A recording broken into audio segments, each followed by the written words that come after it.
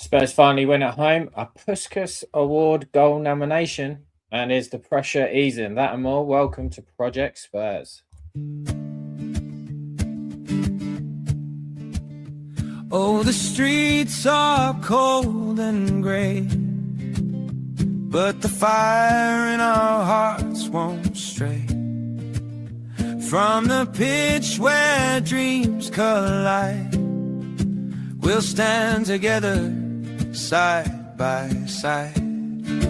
Oh, when the Spurs go marching in, when the Spurs go marching in, I wanna be there in that number. Oh, when the Spurs go marching in, from the north to Wembley's light, under stars we own the night, with every cheer and every song. We've been here all along.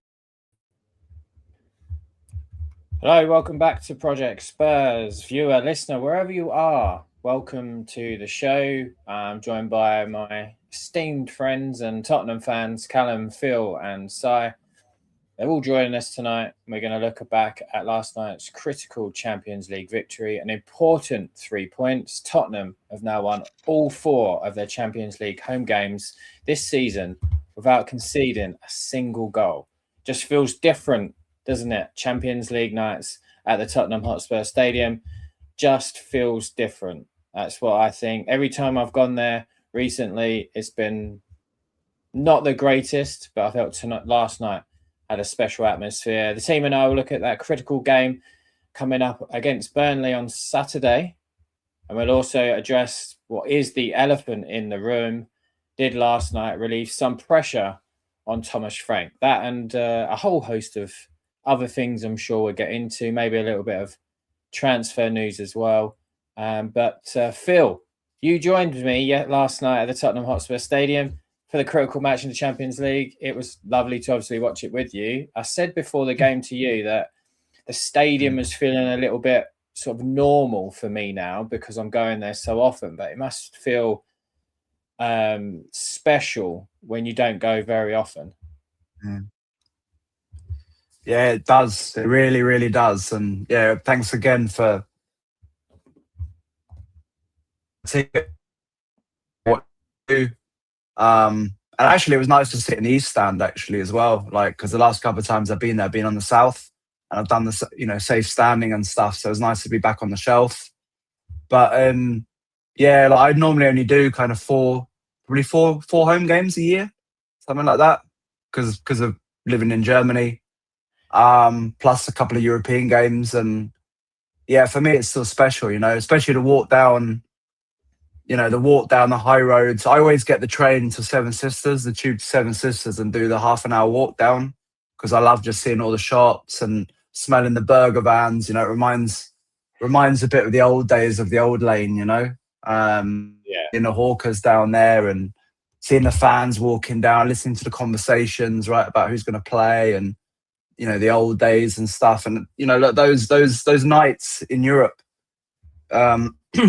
When you can see the ground in the distance lit up and the floodlights on and the all white kit, when they run out, when you go up the steps and you kind of come down and everything's it's a bit smoke and haziness in the stadium. It's louder at night, isn't it? Under the floodlights, it's always louder somehow.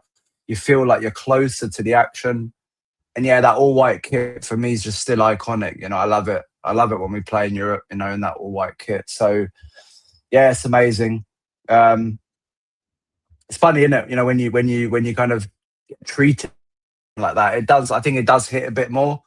But probably if we were actually doing really well, and if we were winning a lot of football games in all competitions, then I think everyone would just generally be, embracing every visit to the stadium, But yeah, it was great. Yeah. And obviously the result and the performance just kind of was great on top. It's lovely to go so often. I mean, it is an incredible stadium, but there is still not really got to the limit or got to where White Hart Lane was for me. The White Hart Lane is still sort of special, isn't it? That it just, I look at old pictures of it as well, and it just feels special. It really does. And like you say, nothing beats football under the lights. There really isn't anything better. Even when you were playing or coaching and things like that, there's nothing better than football under the lights. That's for sure. Callum, welcome back. Went into yesterday's fixture with just 11 fit first-team players. Do you think that Thomas Frank was more forced into playing a side based on those that were available rather than traditionally focused on the side, creating the side or picking the team around the opposition that we would normally tend to see from him? Do you think that's a fair assessment? Yeah, no, I think you're spot on with that, to be honest. He probably played with what he had available, and we were scraping. I mean, don't get me wrong, we had good players available yesterday, but we was literally scraping the rhetorical barrel there and hoping for the best from people to make up numbers as cones. So, yeah, I mean, obviously we know Frank is a pragmatic manager. He likes to sort of play how he wants to. He doesn't have one set style. He likes to adapt it to each game, its merits, I guess. Obviously, we know in the past that hasn't really worked for us. But yesterday, ultimately, he played something that I think we were all quite excited with, to be honest, when we actually saw the lineup. I know we'll cover it later on, but I think we would be happy probably seeing at least the majority of that lineup against Burnley as well, because it had that flair factor to it. So, yeah, I think that realistically, he played with what he had to. He was forced to do it, but it's what ultimately did pull up trees for us and did something for us compared to what we've seen the last couple of weeks, ain't it?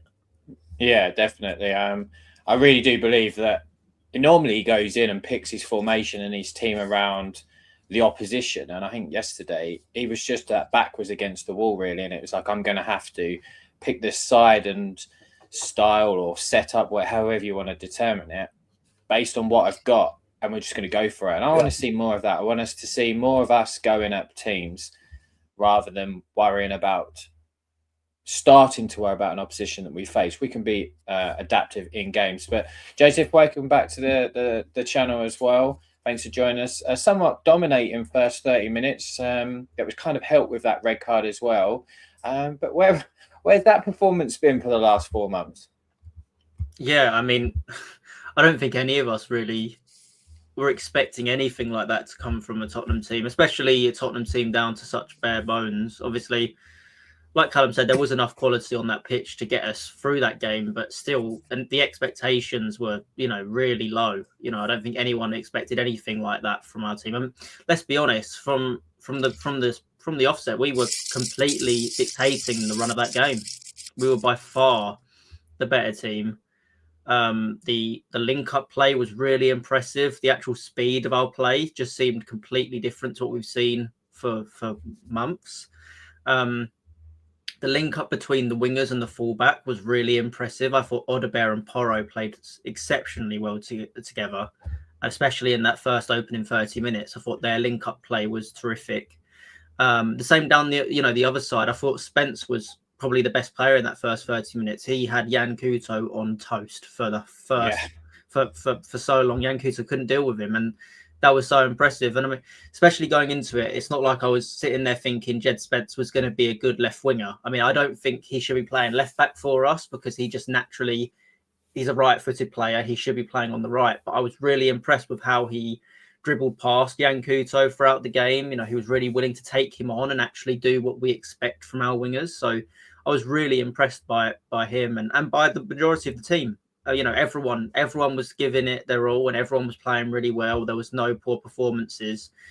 And let's be honest, we could have been 2, 3, 4-0 up from that first 30 minutes. There was enough chances there. If we converted them, we were all over them. And Dortmund really didn't have any kind of opportunity to get out. Trying to remember, obviously, the first goal was... How did the first goal? I can remember Solanke's goal really well. The first goal was obviously Romero from the corner. And it was the air shot from Odegaard, right? Yeah. It came down an air shot from Odegaard, and then he managed to get another attempt at it and then drills it across. Maybe a little bit of luck. maybe a little bit of luck from Odegaard, obviously not connecting well, but again, he reacted well. Dortmund just seemed off it, which I was very surprised at. Going into the game, I think a lot of people were going, Dortmund, they've only lost one game all season. They've been really good all season. They looked really average. That was not impressive from them. Nothing. They couldn't really seem to pass the ball to each other very well. Again, they were just off it from the moment, and Spurs were really at it. And that's something we haven't seen from Tottenham for a long time. We usually see a really lackluster start, but for once we finally saw a team, fully go for it from minute one, and that was really impressive. And obviously, I'm sure you'll get into the goals a bit more, but I thought, again, Odegaard really played well. There was some really standout performances that we've been waiting to see for so long. So, obviously, I don't want to get too ahead of myself. I'm sure none of us do. It's been a difficult period under Frank, but this game is exactly what we all want to see. And it was definitely a welcome surprise. No, I agree. I really like the formation. I like the setup. I've always liked a back three. I always thought I like a 3-4-3 or 3-4-2-1, which you see from Oliver Glasner. But so we've spoken about those two formations quite a lot so far in the 5 weeks we've been doing this channel. But it's good to see it last night. Were you happy with the performance with that formation in comparison to our normal 4-2-3-1? Yeah, definitely, Gary. It was. I would have liked to said that was Frank's plan to play that formation, but I think it was a case of how can I fit these players that I've got fit into some sort of formation, really. When I first saw it, I thought Udogie would be like the left sort of wing and Spence would be the left centre back, but obviously that wasn't that isn't what happened. And Spence, I'm a knocker of Jed Spence, but he really put a shift in that first half. I know there's an incident in the second half where he sprinted like anything to get to the ball in the corner flag in the opposition's half. So full respect to Jed on that. But it was nice to see the back three, like you said. I think we played it once this season and it didn't go to plan. I can't remember what game it was in, but then we did play it against PSG in the Super Cup. And albeit, PSG had just been in the, what was it? The European Super Cup. The Club World Cup. Thank you, so they've been in that. So, they might not have been like up to speed and not having a break, but we looked really decent when we played that three at the back then. And it was just great to see it. I think what was telling for me was the three midfielders. Obviously Gray was more of the defensive minded, but he is not as defensive minded as if you want a Polina. And then we have Bergvall in the middle of the pitch, who isn't, when we have that double pivot, say a Benton Kerr and a Polina, or an Archie Gray and a Polina, it was good to see that we only had that one defensive, real-minded midfielder and had Lucas Bergvall, who's more attacking-minded, up there with Xavi. So I think because of that, that sort of helped us create more and open the spaces more because we have more men going into their box. So, but, I think the most telling for us was Dom Solanke back. The way he holds up the ball, brings other players into the game, the strength of him, puts himself about. The difference to having him to a Kolo Muani up front, or a Richarlison, to be fair, was massive. And, let's be honest, what a stunner of a goal that was. Well, I said at the top of the show, I think that is a Puskas nominated contender this season. It's got to be a contender. I thought that Heung-min Son's one that he won, that I guess against Burnley, wasn't it, all those years back? But for me, this goal from Solanke has got to be a Puskas winner. it beats Mickey van der Ven's this season. Easy. It is clearly the best goal. It's the best goal we've seen at the Tottenham Hotspur Stadium this season. That's for sure. I'd love to say quickly on the formation. Sorry, just because I know we'll move on. Yeah, that formation does really suit Tottenham, doesn't it? Like, yes, especially the one player I think it utilizes the most is probably that player that can be as much of a game changer as anyone in Porro. If he has that freedom on that right side to get involved in the attack and not have to worry so much that if he makes a mistake, if he links up with the winger and things don't go well, that he's going to be completely, out of position. I just think that three at the back with those wing backs could really, really suit Spurs. Yeah. Especially when you've got Van der Ven's recovery pace, you've got Romero as a solid defender, and then anybody else but Danzo. I mean, obviously the future you might have a Luka Vuskovic coming in, and at that point you're thinking, wow, this is a really solid back three that can hold their own. And then you've got the wing backs, which, let's be honest, Porro is as much as a winger as he is as a right back. Like, I think that's what we can all tell. He loves going forward, and he's probably utilised better when he's in the forward positions than he is actually playing as a defender. It fits him perfectly. I don't know why we're not really experimenting with a free back more, because I really think that's how we can create more chances. But I just wanted to mention that because I thought the formation worked perfectly. Danzo was outstanding again. Danzo was quality. He was quality. He's always a steady replacement. You know what you're going to get with him. Yeah. He's like, he could be our new Ben Davies, always get 7, 8, not a 10 every game. And sometimes you need a player that is consistently getting a 7 or 8 out of 10. You don't need a Romero that is 9 or 10 1 week or for 3 weeks, and then like a 6 or a 4 where he's getting himself sent off. Danzo is quality. I've called for that back three for a while. I think I called it from the beginning. I just like Oliver Glasner and the way that he does it with Palace, and he's been doing it with Palace, and he has he can do the 3-4-3, but he also sometimes does the 2 10s behind a central strike. And I thought that we could that matches us perfect. And like you were saying, Joseph, Ndogi and Porro, for instance, are great wing backs, but Jed Spence slotted in yesterday as that wing back, and I thought Ndogi at left centre back was excellent. I mean, Udogie, it's a weird one with Udogie because he still obviously shows a lot of promise. His injury issues, is something that he has struggled with at Spurs. But every time he's on the pitch, you do see, he's strong on the ball. He likes to run with it. He does. I mean, sometimes the final ball isn't always there, but it can be in moments. He likes linking up with forward players. And Porro, he genuinely is, to me, I think he's a winger. I don't think he is a right back. I think he is naturally. I think he would be a right winger for a lot of teams, a right midfielder, because of his crossing ability and what he can do. But I just think those wing backs would be perfect for the personnel Spurs have right now. And obviously as well, I've done a little bit of research on Sousa. He looks like a player who likes to drive forward with the ball, who likes to link up with players. He's not necessarily a defensive fullback. He's a wing back. I just think it's setting us up to play this style of football.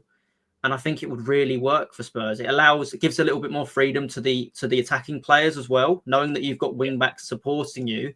It allows Odobert to possibly cut inside, Xavi to have a bit more freedom with the ball, any of the wingers to kind of, I just think it would really, really work for Tottenham. And I think it's something we need to do more. And that's another player. Xavi was so good yesterday. He was unbelievable. I thought that's one of the best games we've seen him in a Spurs shirt. He just, maybe it was because he was against a Bundesliga side, and maybe he felt like he had a bit more freedom, a bit more time on the ball. But he just took that game and wanted to create everything. He wanted to be the protagonist, and that is amazing because we haven't seen it enough. Playing through the pain as well, wasn't he? So, he was injured, yeah. But I thought he was fantastic. There was one moment he almost got an assist. Porro kind of went in with his leg rather than his head in the first half, which that was an unbelievable cross. And the one thing I would say, I think he is struggling to get to the pace of the Premier League. And maybe this is where we're seeing the difference. Obviously, Spurs sitting in 4th in the table right now in the Champions League. And we have looked good overall in the Champions League. In the Premier League, I think the intensity and the speed of the game is so much higher that maybe Xavi's struggling to, because he was used to it in the Bundesliga, he had so much more time on the ball. He could, take a moment, think what he's going to do. In the Premier League, it's instinctive. It has to be, because as soon as you have a moment, the player's there to tackle you. So, but I thought he was excellent. I thought he was really good all game last night. Question is, Garrett, just regarding the formation, we'll probably get onto this later, but do we think if he'd had more players fit yesterday and for Burnley this weekend, he would have played that formation? No chance. I believe if we'd had more fit players, the players for the relevant 4-4, 4-3, 4-2-3-1, he would have played that, I think. I think it was, his hand was forced yesterday. But, hopefully from that, he's seen the way forward, possibly. You don't know, do you? It was definitely force. You have to go in there. If you've only got 11 fit outfield players and 3 of them are fullbacks and 2 of them are centre backs, and you've not really got anybody else that can play out wide, he's obviously was forced. What I really liked about it is he showed some daringness about it. He didn't try to go, well, I need to carry on with my back 4, because you could quite easily have got a back 4 in there, and maybe I'll put Porro on the wing or Spence on the wing. He looked at, okay, I can get back 3 in here. I can overload in the middle because they played with a 3. So if I put a 4, and then maybe I can have Xavi as a floater, that's then overloading in the middle. But then on the wings, I'm still okay. And that formation just works. It allows as well that a lot of players become available. Because if you're a centre back, if you're Christian Romero and a centre back, and he's looking to the left and right, he's got 2 players next to him immediately as options. He's then got 2 further players as options for him. He's got 2 people here as the double pivot or the centre midfielders. Then he's got a floater in him as well. And if he's really in trouble, he can knock it long. And it just opens up so much options for you when you play that formation. I've always liked it, and that's a formation I've always enjoyed playing. It's more fluid.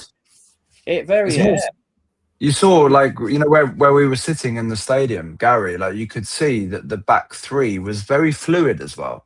Udogie came out actually more on the left side as a left back or a left wing back on occasion.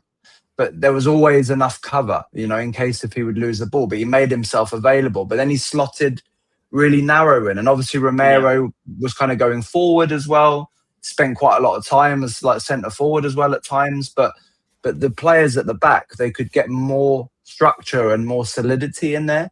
The same with Spence as well. Because, when he's left back, I just hate him as left back. Because I honestly don't think he offers us anything at left back.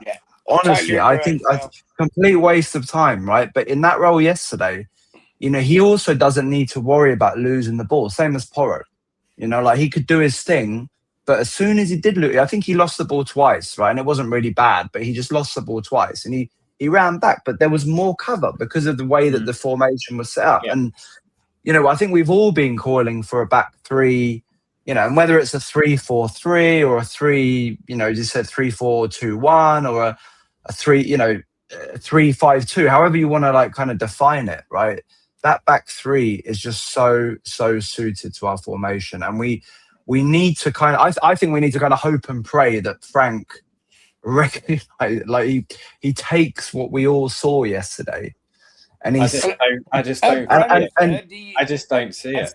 At Brentford, he played it. He played 3-4-3, didn't he? He played it all the time. Say Tony in the middle, Whistler on one side, and Mbeumo on the other. And so what you said there.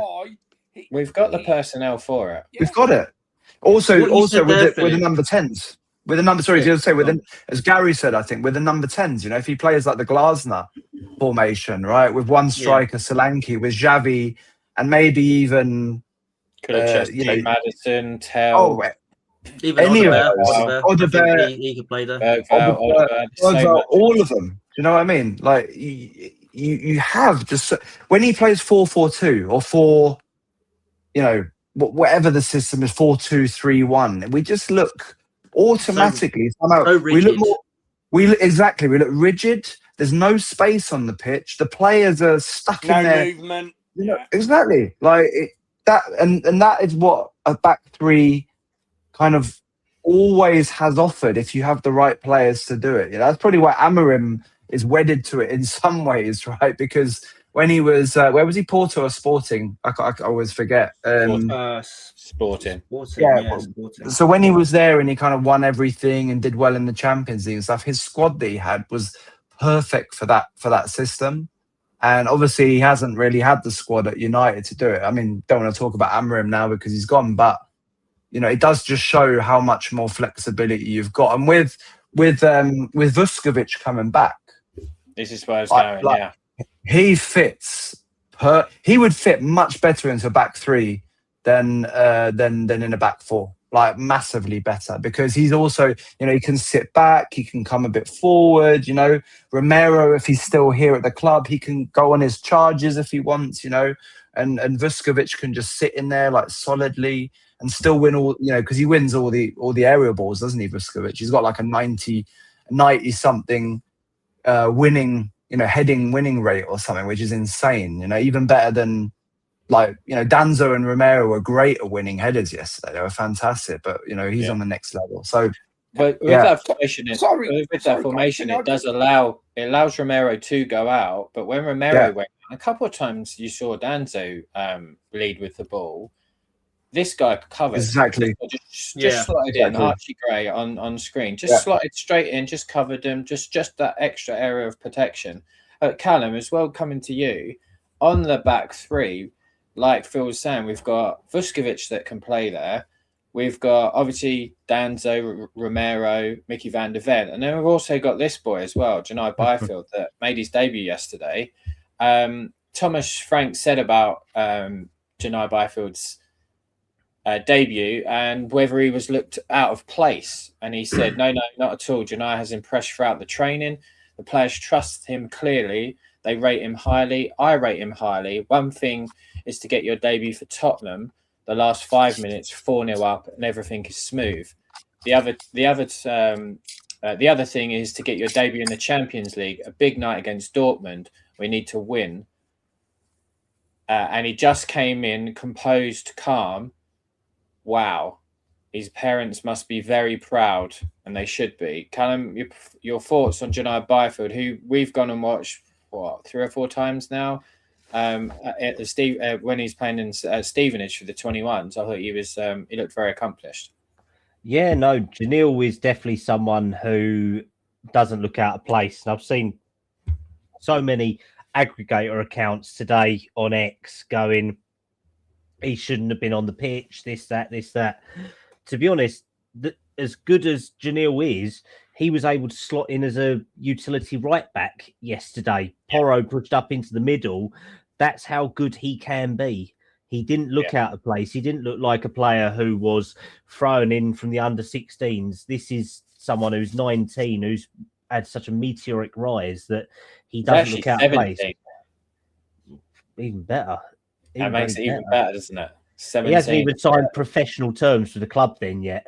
He signed them, but he can't do it officially to make the contract yet. So, and I think I said to you, Phil, at 17, well, I did, didn't I? At 17 years of age, what were you doing at 17? Because I know I wasn't coming on for Tottenham Hotspur, 2-0 up in the Champions League. It is unreal, really. Joseph, just coming to you on Janai as well. Lovely to see 17-year-old Janai Byfield make his first team debut. I thought it was brilliant.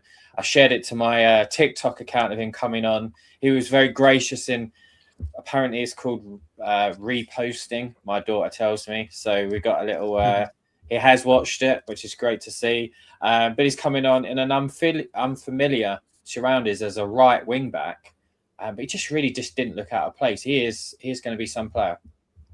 Yeah, definitely. I mean, I think that was one of the things that I think everyone was hoping, that some of the youngsters might be giving an opportunity, and maybe we didn't see a lot of it.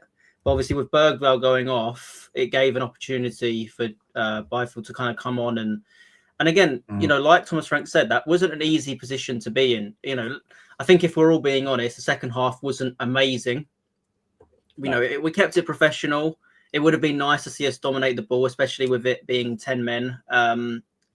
With Dortmund, but the fact is he came in and he didn't look out of place. Yeah, he didn't try anything too extravagant, but we didn't need that. We needed a solid performance from a player to come in and just do the simple things right, not get beaten by your man, and just be a consistent and a good performer. And that's what he was. You know, he came in, did not look out of place at all. And that's exactly what we needed in that moment. So I think, yeah, he should be really happy with that. You know, I think I'm sure he's really happy with his debut. Again, you know, it doesn't always have to be, oh, we're seeing him light up the pitch. No, he's come in and he's done a job. When a player got injured, a player that, again, Bergvall been playing well all game, there wasn't any issue with him. But obviously, once he got that injury, yeah, you weren't sure who was going to come on and give you, you know, just give you that solidity that we needed. Because again, although we were 2-0 up, it wasn't looking great. As much as I know Dortmund weren't creating loads of chances, it was still just a bit like, you know, a bit nervy, I guess, here and there. But he came in and everything he did, everything that was put to him, he dealt with really well. And that's not easy because he's never played against that type of competition before, only in training. And even then, I wouldn't even say, you know, some of the attackers they've got are somewhat better than some of the attackers we might have. So I thought he did really well. And, you know, we just got to hope this is a catalyst. I hope it doesn't end up being the fact that we now don't see him for the rest of the season. He'll never play another game for Spurs, because we've seen that so many times. You know, we saw it with Ajayi last year, obviously getting a goal and then kind of disappeared off the face of the earth for the rest of the season. Byfield obviously proved that he could be a part of this squad, whether that be on the bench most games and maybe not coming on, fair enough. But if you need him, he can give you that 6 out of 10, 7 out of 10, just give you a solid performance. You need to trust in him a bit more, Frank, because especially I know he might not be a right back, but the fact is I would feel like we are quite light on the fullback positions. And if we need another player to come in, if there's an injury to Porro or to Spence, we need that backup that we trust to come in and just give us a solid, you know, just give us something there. And there's no reason why he can't be that. No, definitely. There's just under 350 of you watching live, which appreciate across all the social media. If you're not watching on YouTube, we do ask you if you could just drop us a quick follow over there. It really help us and continue to grow that channel. But Callum, just coming into the second half, we were obviously 2-0 up. There we're down to 10 men. What is your thoughts on the second half performance? Kind of regressed to type a little bit. We invited pretty more pressure than I think we should have done, realistically. I don't know whether it's a mentality thing or whether it's a Frank thing, whether he says, right, just suck up the pressure and then try and hit them on the counter, because we was using all the space in the first half. Then it started to go towards more counter-attacking football. I would say, if anything, the formation stayed the same, but the actual openings we were creating weren't as much. You could see obviously a few of the players were struggling a little bit with knocks, like obviously from time Bergvall went down. Simmons, we've seen from his injury as well, has got that massive gash on his leg that's still healing, with his ligament as well. So it's difficult, but it was frustrating at times. But what I would say, from an overall perspective in the second half, we had more than enough chances to put that game away. And there was one person who I think all 5 of us, including both of you live, who, if we actually look at it and think how redundant and pointless he was being brought onto the pitch last night, was Kolo Muani. He just did not look interested. He looks like a player devoid of confidence, bored out of his mind. Tottenham were probably his last choice to come to. And realistically, he should have had maybe a hat-trick based on the chances he had. And he would either not pull the trigger, he would either trip over himself, or he would just run into dead man's corner and not do anything productive. So unfortunate for him, because I feel that potentially bringing Scarlett on instead of Muani may have been better, and it might have had something different for us, or even a Tiernan Thompson or a Williams Barnett. Carl? So There's been rumours, obviously, today, which, I mean, I'd be more than happy. I'd drive into the airport, because I've got to admit, when he first joined us on loan, I was excited, but Kolo Muani has been quite a bit of a letdown. But there are rumours today that he wouldn't mind his loan being cut short and heading home early doors. Don't know if you've heard anything or anything like that. if they could replace him, they would, to be honest, because it's a no obligation loan. It's only paying fees for it. So I think for his benefit, it would probably be in his interest potentially to go, but only if we can get a suitable replacement, to be honest. But I know me and Gary would probably say that we'd rather go with youth players if we could over Moani at the moment, but there is still such a risk to that. Yeah, It's such a shame. Sorry, Gary, if you're all right. Sure. Because I watch a lot of Juventus, and he was on loan at Juventus last year for the last 6 months, and he was very impressive. I thought he actually played really well at Juve. He looked interested. He looked engaged. He kind of bled into the tactics, and really, he scored a lot of goals. He was an important player. And obviously he wanted to go back to Juve at the start of the summer. He obviously didn't get that move after they got Lois Openda and Jonathan David. He didn't get that move, and obviously ended up at Spurs. And I was quite excited because I saw what he did at Juve, and I was like, yeah, he can bring something to this Tottenham team. It is such a shame to see him like this, because this is not what Kolo Muani is. I'm sure Philip will agree. At Frankfurt, he showed a lot. This is not who he is. He can be such a better player than this, but he looks completely void of any confidence. He doesn't seem like he wants to be here, which is the biggest thing. And I'm so happy for him to leave. I think he started well when his first few games. He looked decent, and he looked something different than what we had. But he reminds me that if the type of player that if things aren't going his way, if he's not playing in the position he wants to play, instead of knuckling down and trying, he'll just throw his toys out the pram and just not perform. That's the type of player he gives to me. I don't know what you guys think or feel. I'll tell you one big question for everyone. How has Muani managed to keep getting through all of this over Tell? Because based on what I've seen from Tell this year, he is attitude-wise so much better, prospect-wise so much better, and he's actually our player as well. Yeah. That's the most important part, Callum. The most important part of this is he's registered and owned by Tottenham Hotspur, whereas Kolo Muani isn't. Kolo Muani looked completely disinterested. There was a couple of times when me and Phil kind of looked at each other like, he's not even running. But there was one, wasn't there? It was the one where the ball was played over the top. Yeah. He just didn't run for it. And then Spence went and got it.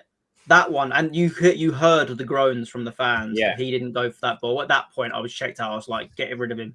Because that is just I minimum. watched that That's back again this morning. That was the one that Spence ran all the way. Yeah. Wasn't it? Yeah. So I watched the game back this morning, and the commentary team say, "Oh, I think he thinks he's offside." Yeah. No, he's absolutely nowhere near offside. No. He just stopped and gave up. Couldn't be bothered. He had the opportunity on the one-on-one. Could have probably gone around the keeper. Didn't. He missed it. He looks completely out of confidence. He looks disinterested. But again, the treatment I think that Matisse Tell has been receiving, because there is a player in there. There is a very, very good player inside Matisse Tell. We can get that out of him. And do you know what? He comes off, or when he plays, it's a bit like Xavi when there's an opportunity to G up the fan base. He's doing it. He's like this all the time. He's demanding the ball. He wants it, and he's frustrated when he doesn't get it. And that's the type of attitudes I think that we really need. Like Callum says, if Kolo Muani there is an opportunity for him to go back, I'm not going to be happy about it, which is a shame because I was really excited for him to come. Do you know what the thing with Kolo Muani is? And when he signed, I was obviously bigging him up because I obviously watched him at Frankfurt and he was ridiculously good, kind of from nowhere. But we have to remember that Frankfurt signed Kolo Muani on a free transfer. Yeah. And when they signed him on a free transfer, there was very little interest in him. Mm-hmm. Right. So I think when Frankfurt signed him, he was 23 and he'd been playing for Nantes, I think, in France. And he went out on loan to somewhere else in France, scored a couple of goals, but didn't do much. And he kind of looked a bit like a lost, player at that point. And Frankfurt took a punt on him. There's clearly a player in there as well, right? He's obviously very talented. And he just exploded at Frankfurt. He felt very happy there. Do you know who he strikes me of? And this is someone who we all had high hopes for. He's his sort of profile and trajectory and rise up very quickly is the same as Ndombele. Same as Ndombele, because obviously he lit up Lyon that season, and One season.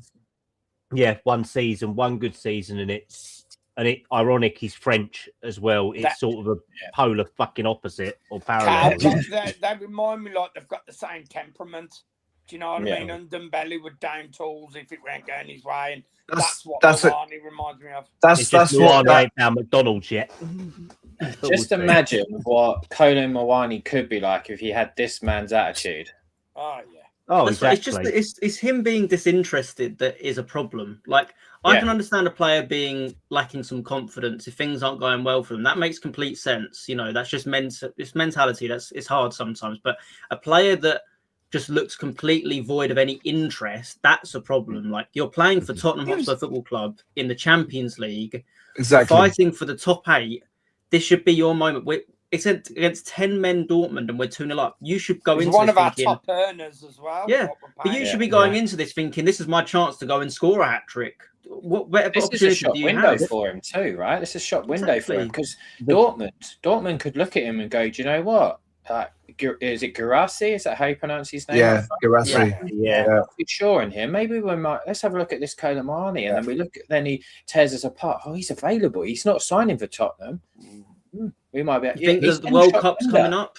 The World Cup's coming up. He's never going to get in that one. He can't exactly, but he has been previously though, hasn't he? He has been. I mean, he was in the final against Argentina. That's when he missed the. That's when he missed the chance in the last minute. Yeah, remember when he was through on goal. He missed yesterday when he. But the point is, though, it was the same. It was the same. So much of that. Yeah.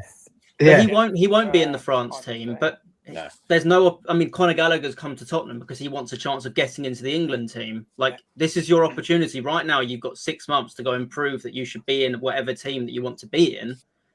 You know, you can be in the France national team possibly. You're not going to be in it playing like that. Just the lack of effort for me is an instant. Like I don't care about you anymore. Just leave the club. We don't want you here. If you're not bothered about being here, if you're not even just work hard, because that's a minimum.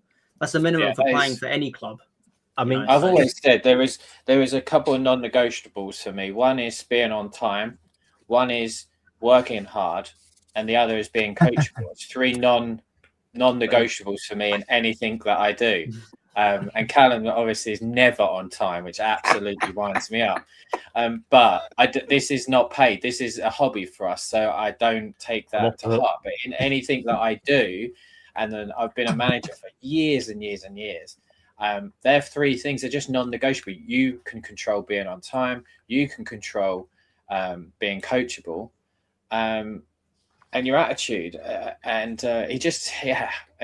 just can't understand it. They are non-negotiables. He's not showing it. He just clearly doesn't want to be at the football club. That's fine, and we should be focusing on players that do. That clearly, Matisse Tell wants to be here. For whatever reason, he's out of favour with Thomas Frank, which is a shame. However, there's a couple of things I didn't put down on the run sheet that have just come up in my mind that I don't think we've covered. Obviously, on Saturday, Ben Davies went down with an injury. Fortunately, it looks like there's ligament damage or suspected break in there as well. Cal, just coming to you, it's probably the last time we're going to see Ben Davies in a Tottenham shirt, unfortunately.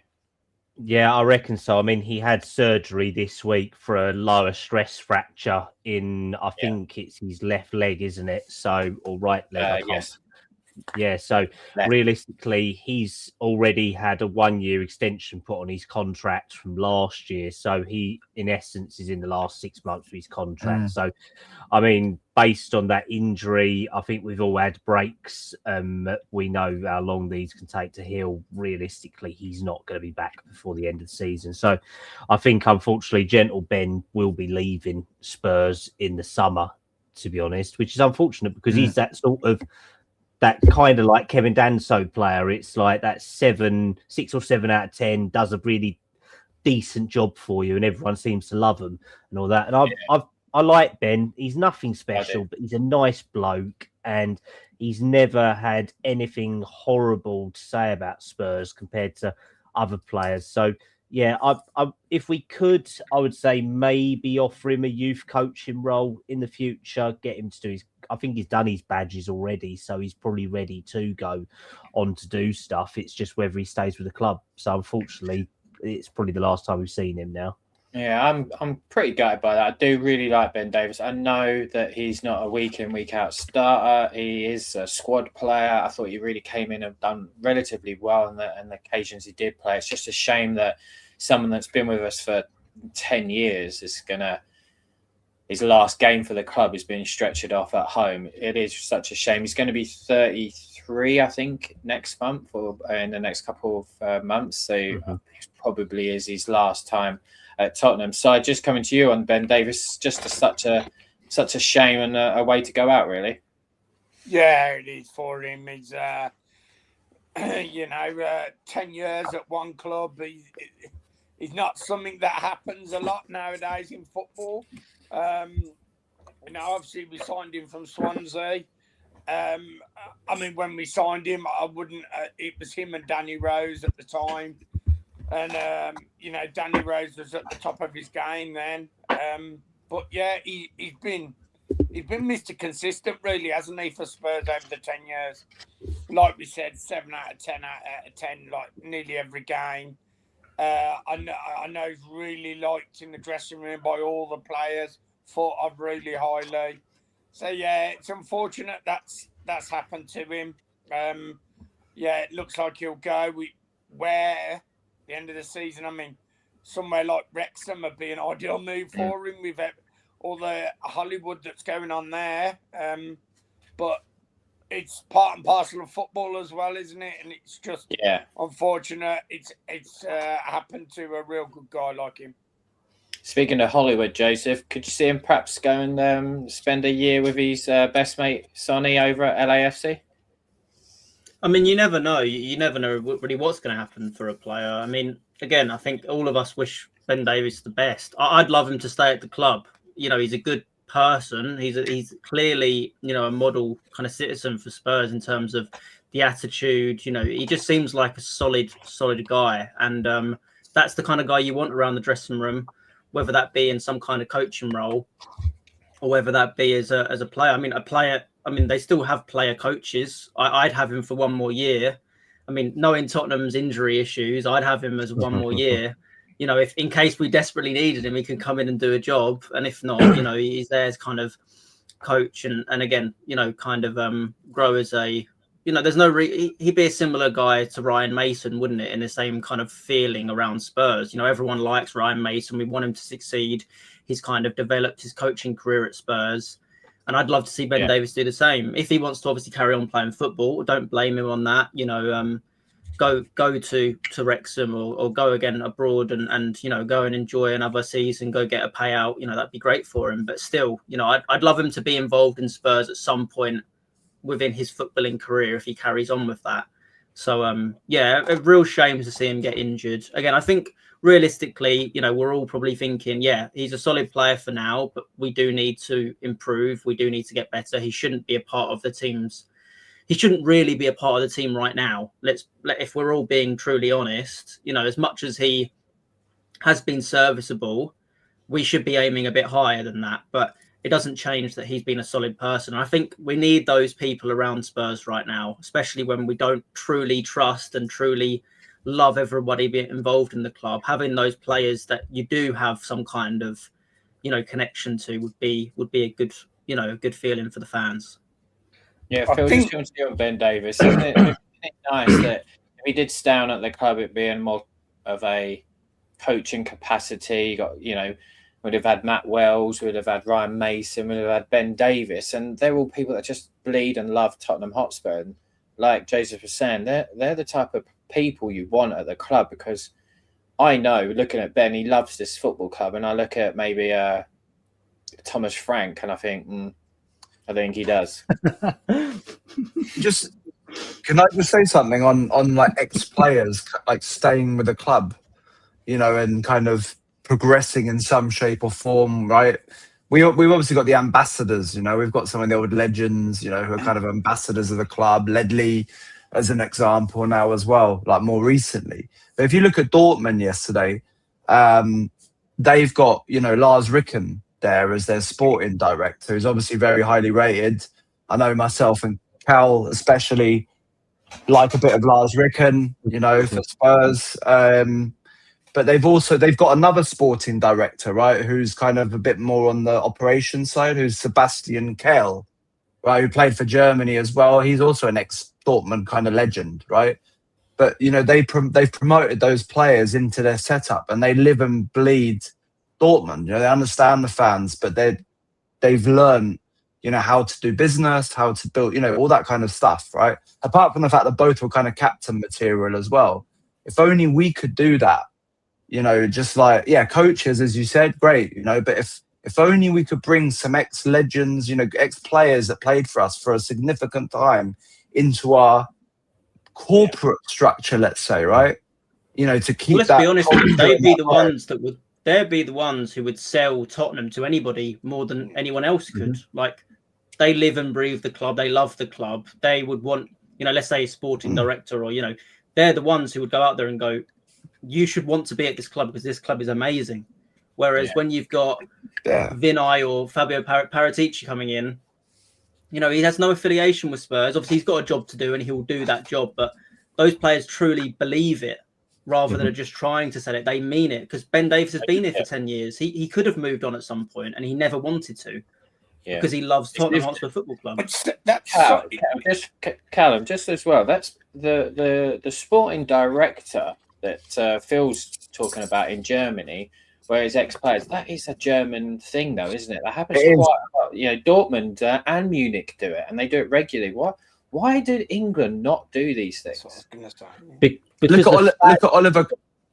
Sorry, the fad of directors of football seem to change from year to year, don't they? In this country, sometimes they're in favour, sometimes they're not. It's a very European model as such. I mean, Italy does it well. Italy has it. Whether they do it well or not, they seem to be in a corruption scandal every 5 minutes. So, I mean, it's a questionable one. But Germany does it the best. The Red Bull group as a whole do it some of the best as well. Salzburg, New York, Leipzig, all the other clubs that they've got as well. City Group theoretically are some of the better ones of using that. Like they had Tixi Bergstein for going on 6 years. Like he's one of the longest servers. So they're ownership groups, aren't they? They're ownership groups. Do you think an ownership group and to a traditional director of football are different? Because the ownership group are combining multiple networks together, whereas a director of football that I'm thinking of, say, Lars Ricken, and like Joseph was saying, loves that football club. Like if you think of Lars Ricken, you think of Bayern Munich, you think of Oliver Kahn, which I think Phil was going to say. You think of you think of Lars Ricken, you think of Borussia Dortmund. If you think of Oliver Kahn, you think of Bayern Munich. Tiki Bergstein, as you were just saying, was the director of football at Barcelona. He played for Barcelona. Deco is the director of football at Barcelona. He played for Maldini. Paolo Maldini was the director of football at Milan. He played his whole career at Milan. Again, it is Eric definitely Abidal. It seems to be a European thing, though. Like the loyalty of players in Europe, I think, is a lot more than sort of in England, to be honest. I mean, the closest you would probably say is maybe like Jason Wilcox at Man United. I mean, he didn't play for Manchester United, though, did he? No, he didn't. Only at youth level. That's the thing. So it's kind of like the limits are not great there. That's the thing. I think it's I'm going to start an @ on Twitter saying Ledley King for director of football, and let's see how many likes we can get. Something just to think about as well in terms of the coaches. I mean, obviously Spurs have got a couple of their ex-players down there at the moment. So we've got Tom Carroll as part of the 16s and 18s setup. He's come back. There's Dawson keeps coming backs and forwards into the 18s. We've had Defoe, we've had Yaya Toure actually join us, even though he's not affiliated with Spurs. He was our under-18s manager for God knows how long as well. So we've got such a good pathway at developing youth coaches. It's very good. It sort of stops there. That's the problem and all that. It doesn't go further than that. Like, I mean, the closest we've got Stuart Lewis and Matt Wells and Ryan Mason. That's as far as they've gone. Ledley obviously was a coach for 1.5 seasons under Mourinho, and then he actually came out and said in an interview he fell out of love with the game again. He didn't want to be on the touchline anymore. He just wants to do his ambassadorial stuff. That's the problem that Spurs and a lot of other Prem clubs have. They don't have that right model, I don't think, to support them. And I don't think the players have the business acumen either to sort of go into these senior roles, because we all say that it's easy. We can play director of football like it's football manager, but you've actually got to have a brain to be able to function in this, because you are talking mega money, mega contacts, massive responsibility. And when you look at some of the best directors of football, Dougie Friedman from Crystal Palace going out to Saudi Group, Paratici to a lesser extent, the ones in Germany, Paul Mitchell, just to name a few. These are people who have literally bled scouting departments to get what they need and all that. These are smart people. They're not just someone who's a Tom, Dick and Harry who's kicked a ball around for 5 minutes and then not done anything. They've got business degrees. They've got data analytics skills. They have so much more, don't they?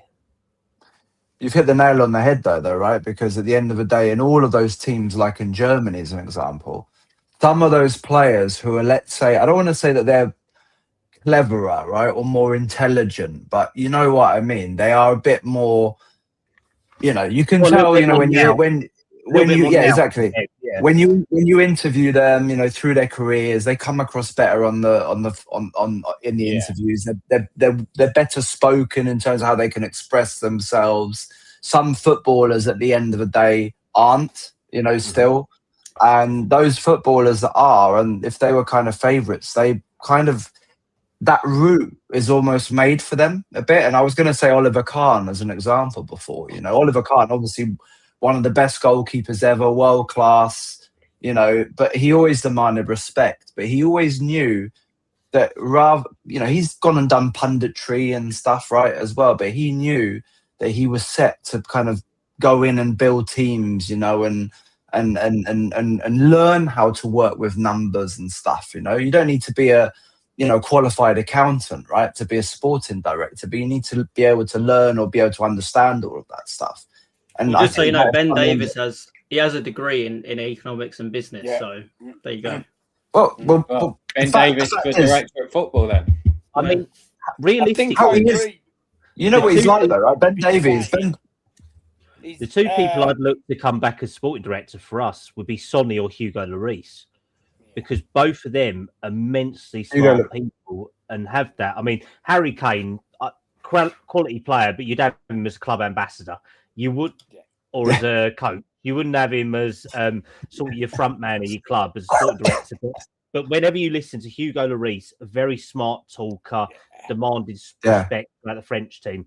Sonny, I mean, there was an interview that he did about when he was bringing up as his when he was used to training career under his dad before he went to Leverkusen, saying that he was not allowed to shoot the ball until he was the age of 15 at goal. It was all about practice, footwork, management, building yourself up, and only when he was ready he could shoot. And that's how Sonny comes across. He demands respect through hard work.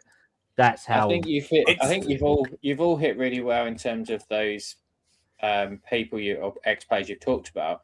But the most common ground there is they're all the elite of the elite. They are elite football players, and they are extremely smart and intelligent to get to elite, to be that elite, because there's dedication to it. Oliver Kahn, probably one of the best goalkeepers ever.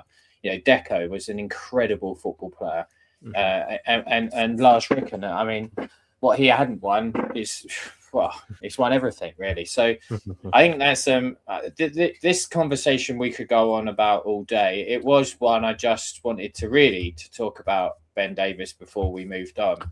I'm cautious of time. So we're just going to move on. I know we hadn't spoken too much about the signing of Conor Gallagher. Obviously, was able to play at the weekend, couldn't play last night. I'm sure I speak for everybody that's very excited to see what he does in a Tottenham shirt. I'm pretty sure he'll end up starting at the weekend as well.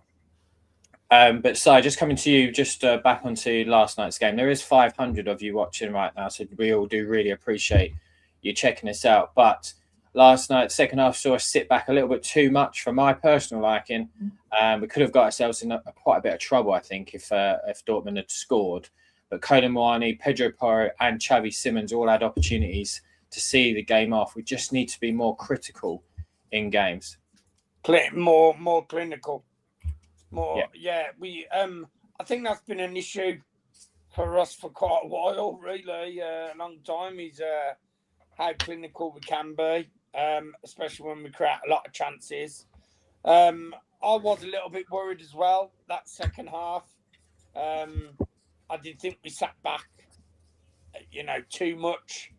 But then I heard today, actually, on the other hand, we saw Dortmund didn't really have a clean-cut chance. There was some pot shots on goal and Vicario catching a couple of crosses, but nothing really that springs to mind where they had a real good opportunity. So we sort of managed it quite a bit in the second half, but those chances, Moani going straight through, as we said earlier, reminded me so much of the opportunity he had for France against Argentina in the World Cup final. Once again, fluffed his lines. Pedro Porro going straight through. I don't know what he was waiting for before he took his shot. Unless he was trying to score a goal like Dominic Solanke did. I've got no idea. But I saw him get ribbed at full time by some of the players about it. You could tell they were ribbing him. But we had our opportunities to extend that lead. And I think that is where we need to be. That third goal would have killed the game off totally. Yeah, I think that's where I was at. Like, we needed to be more clinical to see the game out, which I felt like we were encouraging them. And we were sitting back and we're going a bit more into what a Thomas Frank system is rather than what we'd seen in the first half. Bearing in mind, Gary, if they'd have got one goal back, there was panic stations. The crowd would have turned. I said to Phil a couple of times, there's a goal coming here, Phil. And the only save that I think Vicario made was that header from the corner. And I'd said to Phil, they're going to score this. They're going to, because I could just feel it, because I've seen it so many times in that stadium. It's what we used to. But for me, they went down to 10 men at half time. They took 2 of the attacking 3 off for a defender and a holding midfielder. And then we carried on just to sit back. And that was where my concern and worry was, that we weren't effectively being more clinical enough to see the game out. Because the second goal for Solanke, he'll never be able to do that again in his life. It's a freak goal. And realistically, if Odegaard didn't hit an air shot, he ain't crossing the ball for Christian Romero. So it's little things. But Catalan, just coming to you, Xavi Simons, for me, played through the pain barrier, put in one of his best performances in a Spurs shirt. Dortmund looked open at times, and he certainly always looked to exploit that space. Yeah, when you give him enough support behind him to let him have a free roll, it's magic. And yesterday was his game. The last time he played against Dortmund, he registered like an 8.7 rating with a goal and 2 assists for Leipzig. So he likes this. He's suited to European football. We're still trying to work out whether he is a Premier League player for definite. But this is a game where Dortmund left so much space, even when, like you say, they took off 2 players at half time. He was still getting enough space around them, and that was bringing on defenders. It was just that realistic. Oh, sorry, I've just had Slavia Prague game pop up. They are 2-2 with Barcelona at the moment. It's not even half time yet.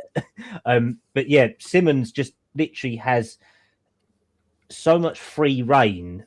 And if he is allowed that, then it works and it supports him. The problem is that I don't think he's always been allowed that in games. It's kind of like he's been shackled or stuck somewhere. Yeah. If he is allowed that flexibility, he can be not a natural 10, more like a versatile 10 into a winger to get round space. It's just got to be on his terms. He's that sort of player.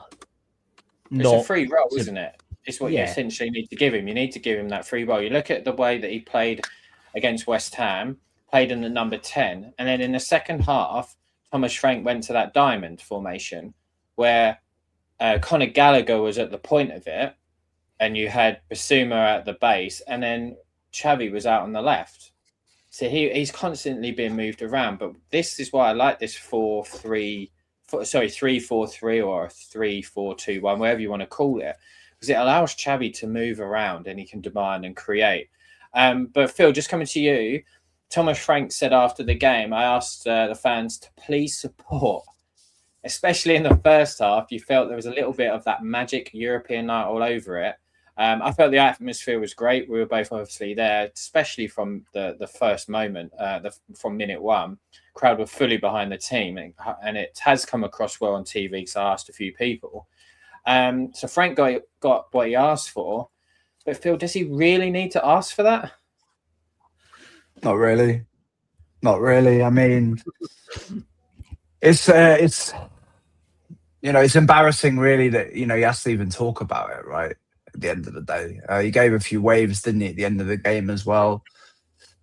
It helped that the game yesterday that we started on the front foot, right, and we played so well within that first 6-7 minutes, right, with Odeberg kind of skinning his man every time, Spence kind of doing his thing. Because apart from a few boos when his name was read out, with a team sheet, there wasn't any other animosity at all, really, in the game, was there, against Frank or the team. It was a very positive feeling.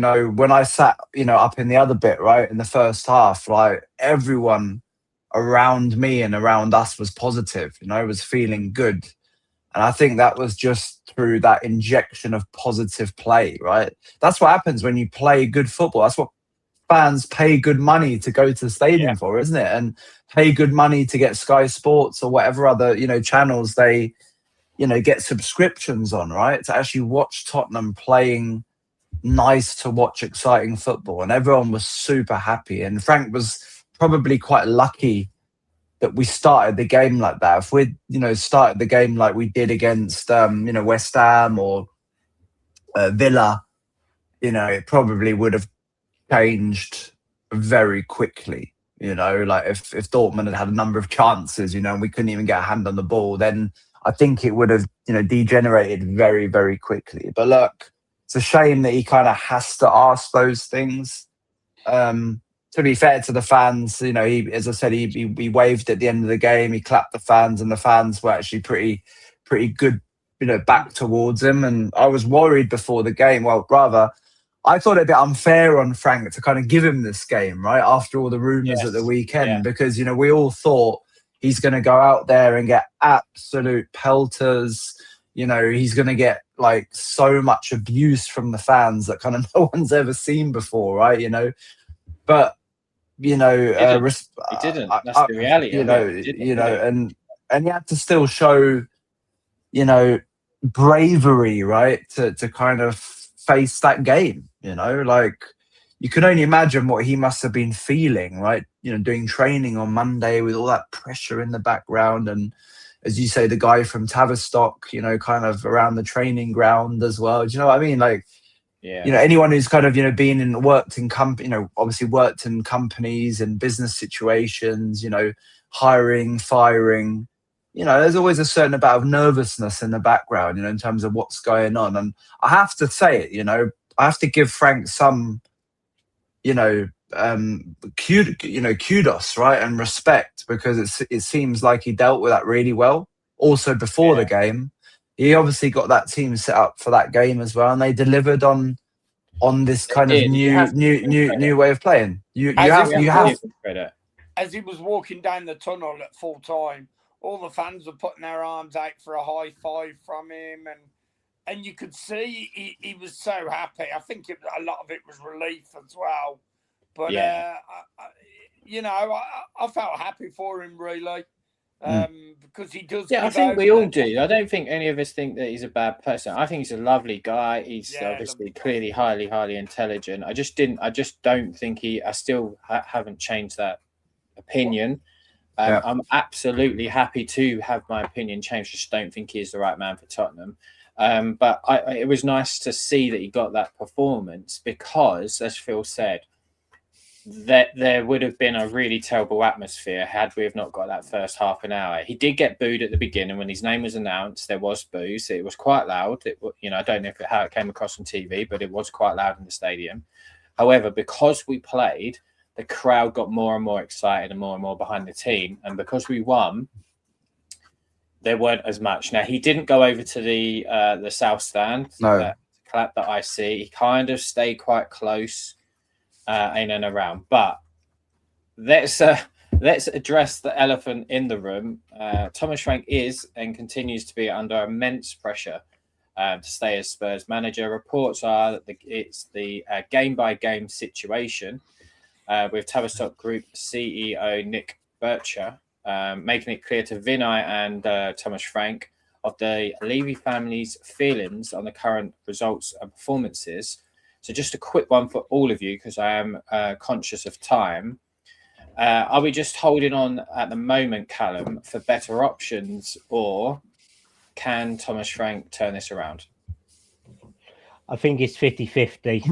Realistically, the targets that we would want aren't available now. Pochettino, I spoke to a couple of people in the MLS. He's not available until after the World Cup. And if they were to move, it would be a 10 to 15 million pound release clause to get him out of his US men's national team contract. Whether he'd even accept is another question. Nagelsmann is the same. So I think based on the options available of who they apparently want, they're two of the big ones. It's whether any other ones would come here. So we are quite limited on options for it. So I think it's a little bit of patience with Frank, because he does have allies in Vinay and Johan. But realistically, I think it's a lack of properly. They would rather appoint someone proper now than get stuck with an interim for 6 months, because they'd rather not sign players for that, because you're literally going to get stuck with someone who you probably don't want, and it's a poor asset development. Joseph, just coming to you as well quickly on this one. Do you think that we're waiting for better options to become available on the market, or is Thomas Frank potentially able to turn this around? I hope that we're obviously looking to sack him and get a new manager in. I don't think we can just go off of one game against Dortmund and think, nothing's fully changed. Yeah, okay, it's a good performance, and if we see more of this, then I'm happy to be proven wrong. I think a lot of Tottenham fans are in that place. I think there's some fans out there that just want to be proven right, and they were probably unhappy we won that game. I wouldn't say that they're true Tottenham fans. I think they're just happy about being proven right. But for me, I don't think Thomas Frank's the right man. I don't think he fits the Tottenham ethos. He doesn't fit this to dare is to do. He doesn't fit what we want from our manager, to play attacking football week in, week out, and try and win every game, no matter who we play against. So it's a shame that he doesn't fit that. I think, again, probably I was for it when we first were going in for him, but I think now I'm kind of, taking off rose-tinted glasses. I'm kind of seeing where he doesn't fit Tottenham Hotspur Football Club. Again, I'd be very happy to be proven wrong, and for him to turn it around at Spurs, and for him to have a long career here and be successful. But I just don't see it happening. I don't see a long-term vision. I don't see his vision fitting with what we expect as fans and what we want from our manager. So it is tough to see who is the next manager. Pochettino makes the most sense to me. But even then, that comes with a lot of risk. There's no reason why he's just going to come back and things are going to go really well. It could easily be a lot worse, and it could kind of taint his what he did here, and that would be such a shame. But I think that would be worth a go. And I don't know who the other manager would be to come in and to really kind of. It's hard to know who that manager is, because I don't see Xabi Alonso coming in. Xavi maybe, but even then, Xavi Hernandez, he managed Barcelona and he's managed the Qatar national side. It's not like he's coming in, and Tottenham is a rocky ship right now. He's not coming into this, and he hasn't got any credit.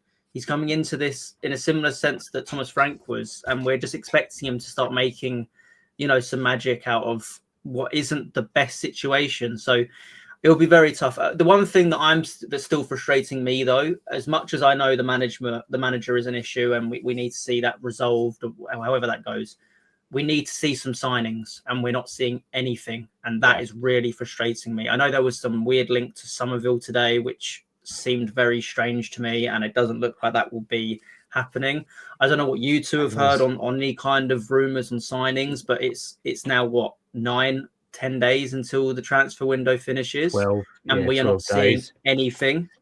This is a real worry, because I feel like they're hiding behind this Frank situation, in my opinion, because Tottenham need signings. We can see it with the squad and how bare it is right now. I know injuries, is something that players will come back, but some of these players aren't going to be back for months. We're going to have these injuries for a long, long time. We need players through the door now. And again, so far to me, they haven't spent any of the money they said they were going to. I know we got Conor Gallagher. I know Sousa. It looks like it's happening, but we're still kind of waiting for some, international clearances and image rights and things like that.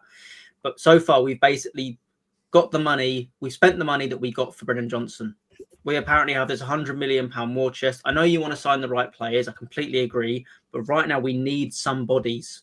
We need players, because we're going into this game against Burnley. As much as I know the team did well against Dortmund the other night, we're going into this game against Burnley with still 11 fit outfield players. So we're going to come on to that in a moment. But yeah, we're going to come on to that in a moment. Just quickly from you, Si, because I am conscious of time, so I want to get everybody out here as quick as I can. Just with you, Si, just on the manager situation, do you think Thomas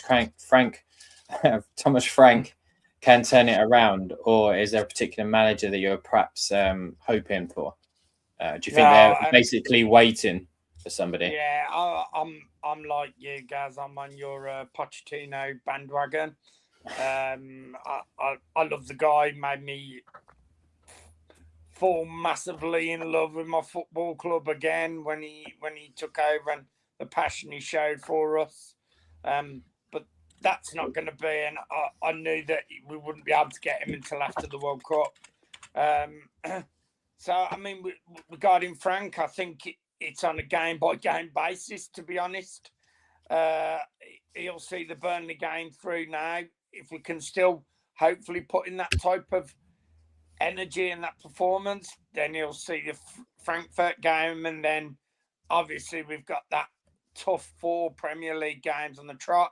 But I'm a little bit apprehensive about it. But then again, those are the games where our players turn up and we get the results, like usually. So, but one thing, well, we hope they turn up. I think Phil will remember. I said on our WhatsApp group that I said yesterday, if the players weren't playing for Frank, it was an ideal chance for them to get Frank out of that, managerial hot seat by downing tools. But to me, there was a lot of celebrations and happiness at the end of that game. But just coming on to the weekend's game, Tottenham welcome back Conor Gallagher, Matisse Tell, Yves Bissouma, Radu Dragusin, and potentially Pap Sarr for the game at the weekend against Burnley. Newly promoted Burnley at 18th in the Premier League, having drawn their last 2 league games, and without a Premier League win since October of last year, which came in a 3-2 away victory at Wolves. I really hope this isn't Dr. Tottenham time again. Spurs come into the game following a 2-0 victory in the Champions League last night, but currently also winless in the Premier League in 2026. Just quickly from all of you, so we can just wrap this up. Phil, just coming to you. What are your expectations for that game? Are we going to go back to this pragmatic style, or are we going to see similar to what we saw yesterday? I have no idea, to be honest. I don't know what Frank is going to do. I hope that he keeps the 3 at the back. He keeps that 3-4-3. Probably Gallagher comes in, and I think he would fit well into that system as well, by the way. Obviously, there might be a doubt about Xavi because his foot looked really swollen up.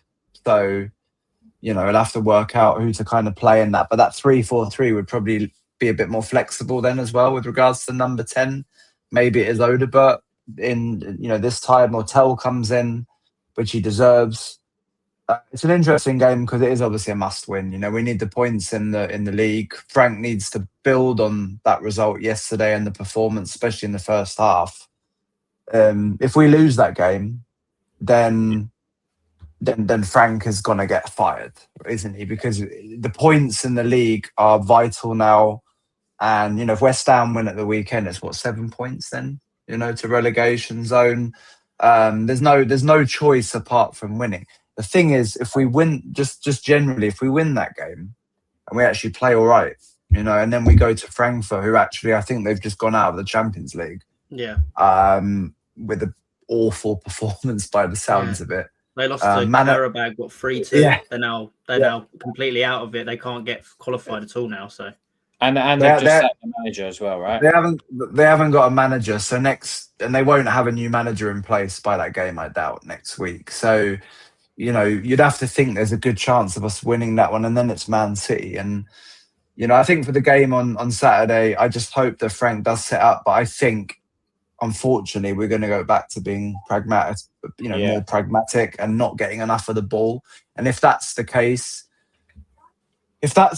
you know, against Burnley, regardless if we're away or not, like we just have to make a call on Frank. Then in that case, I actually would prefer that Frank learns from these things, right, and actually just keeps the 3-4-3 and goes front foot, because he's got nothing to lose now. He's an intelligent man, very intelligent man. He must understand that, you know, the only way that he's going to basically get any fans back or win it is by playing this kind of football. And if it was my choice, I would hope we would pick up a bit and that Frank stays for the rest of the season, because I don't see at the moment any interim manager that's going to come in where we have a guarantee that we're going to get a boost. It could get worse under an interim manager. You know, it definitely can. Joseph, just coming to you. I mean, it can get worse if we did lose this. It is panic stations again. However, if we do win,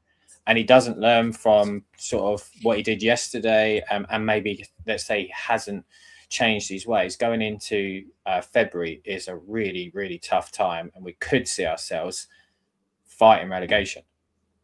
Yeah, I mean, it would be so Spursy to go and beat Dortmund and then lose to Burnley, wouldn't it? You know, kind of. But it's something that I think all of us will probably sit in there thinking it's a realistic thing. You know, Burnley obviously just got a good point against Liverpool, and they're again they know what they are. They know they're not going to be going toe to toe with most teams, but they're going to fight and they will make it they will do everything they can to get anything from the game. And I don't truly believe the Tottenham players are ready for that kind of thing. They don't look ready to fight.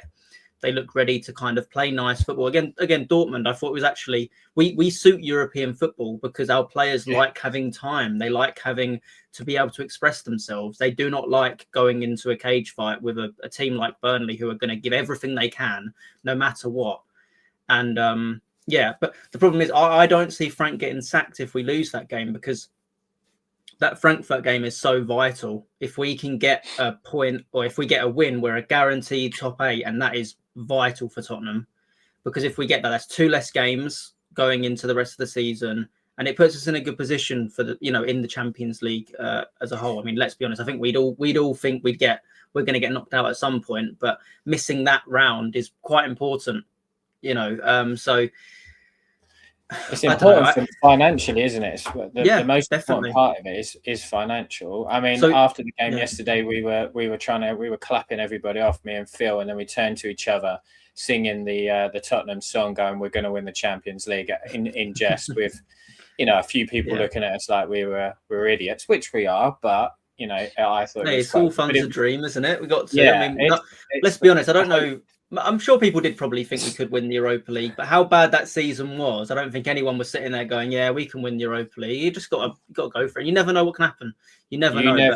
You never know. This game is important. The Premier League is vital. We need to get a win against Burnley. But part of me thinks even if we lose, a win and then another win can start building us up that table, which would be attractive 100%. For other players to come in. Other managers, and then hopefully if we could even just get Conference League football, it's something. It's European football, because there is nothing better than going to European football at that stadium. I absolutely love European nights there. It is brilliant. I don't know what it is, but it just feels different. Now I am very conscious of the time, Joseph. We needs to go as well. There is 600 of you watching at the moment, which I do really appreciate. Thank you so much for the support. We will be back on Saturday at 5 o'clock after the Tottenham game. Phil, just let everybody know where they can find you, because you have a good chunk of people watching through your social media at the moment. Yeah, thanks for everyone who's tuned in via my page as well. So if you haven't done it yet, please, click and follow and subscribe to Project Spurs. Yeah, I'm on X at Frankfurt Spurs. I'm nowhere else apart from having the privilege of joining these wonderful podcasts, a couple of others as well. So check me out. And the last time I'm going to say it, the last time for anyone coming to Frankfurt next week to watch us qualify top 8 and go straight through, hit me up if you want any tips on Frankfurt. Perfect. Your check is in the post for that glowing reference of Project Spurs. Joseph, just let us know where we can all find you. And again, thank you for your time tonight.